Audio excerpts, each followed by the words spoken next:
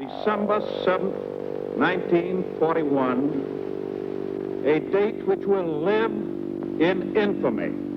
When Pearl Harbor happened, I just couldn't understand why it would happen. I can remember hearing it on the radio. I couldn't believe it. We couldn't believe it, so we all went home, of course, and listened to the radio. Had to believe it.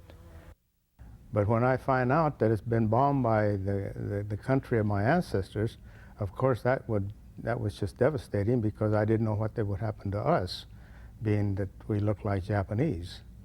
But the biggest shock was when about 2 weeks after the FBI came and took our father to a camp, and we didn't see him, and he didn't come back for about a year.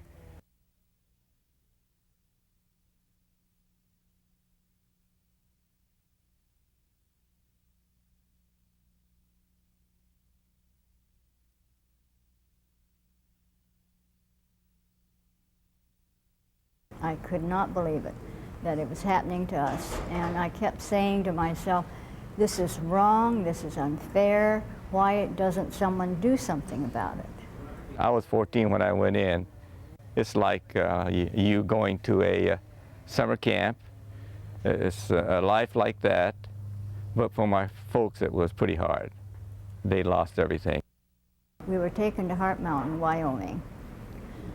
From there, we were loaded onto cattle trucks and all stood up and taken to this camp, which seemed like miles and miles away. They were barracks, and they were paper-lined, tar paper-lined, and they had, separation of boards, at least that wide, in which the dust would come up and the wind was always blowing. And I can remember my mother every morning trying to sweep the sand that had gotten into the barracks. I guess we just mostly sat around and talked about our future.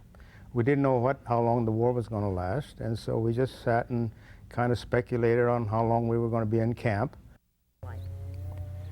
The living conditions, well, we all ate in mess hall, so it was no family life. In order to have family life, you'd have to stay in your room and try to bring the food in and have a family life.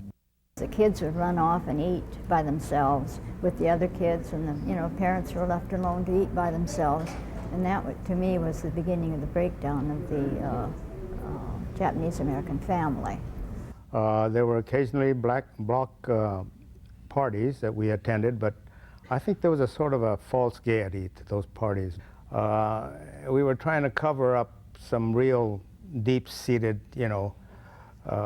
loneliness or anger or whatever you want to call it, and we just want to just act like we were happy, and so we just tried to make the best of it.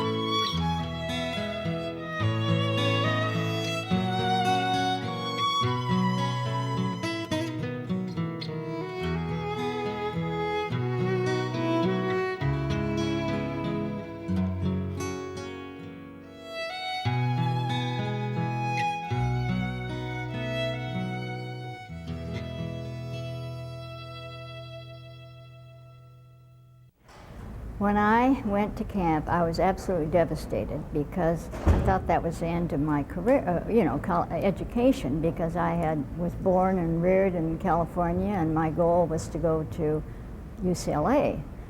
But not knowing when the war was going to end, you had to make other plans. So I figured the best thing was to go to college and get an education. And I wanted to build things, so I wanted to be an engineer.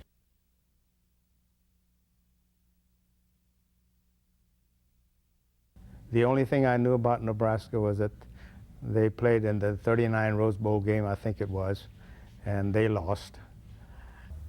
I tell you, I didn't know what to expect, except in your brochures, you know, you have these Nebraska brochures, beautiful pictures of the campus. And so I took off. I gave it no thought. My mother and father were, you know, being the youngest in the family and a girl, being young and naive, why, they were very apprehensive. But I thought, oh, here's an opportunity to further my education and to get out of this darn place.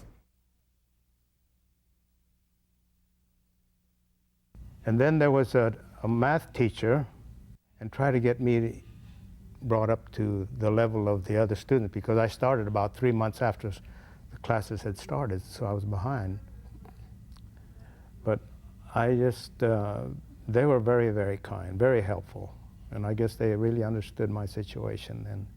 I can remember Miss White from the student union came over to me one day and said, "How would you like to earn a meal?" And I said, "Oh, that would be lovely. And what do I have to do?" And she says, "Oh, pass out water." So I was the female gunga din there for a while, you know, just putting water on the trays as the students went by. Now that's an example of how kind, you know, they came to me and said, "Would you like to do this?" And I don't know of any other university that would do that. Oh, the professors were very good. Math instructor, I can still remember him. He was very forceful, and I learned a lot from him. Think of the foresight that the chancellor and the university had in going out on a limb, because there were very few schools that would accept Japanese American students at that time because they were afraid. That, and for that I'll be forever grateful. What if Nebraska, if we didn't go to Nebraska? I probably would have been farming on my father's ranch. Some of these, my colleagues may have been working in their parents' drugstore or grocery store or whatever. Maybe even pushing a lawnmower. But you know, they achieved what? Heads of departments, earned their PhDs and MDs, become teachers. You know, we just can't, I don't think you can really put a value on our education at Nebraska. Oh, I certainly owe it to Nebraska for giving me that chance. I mean, in camp, you know, I had no future, and they gave me that chance. I just can't thank it, Nebraska, what they did for me. I'm sorry.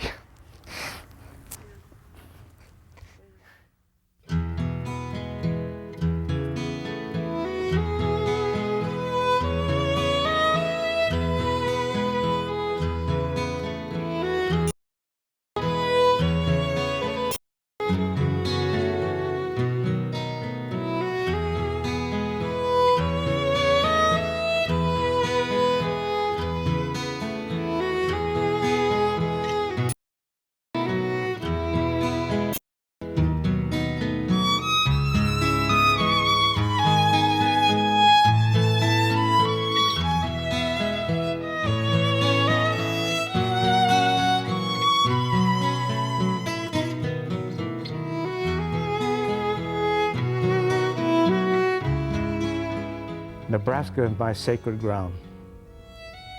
It's just like my hometown where I was born.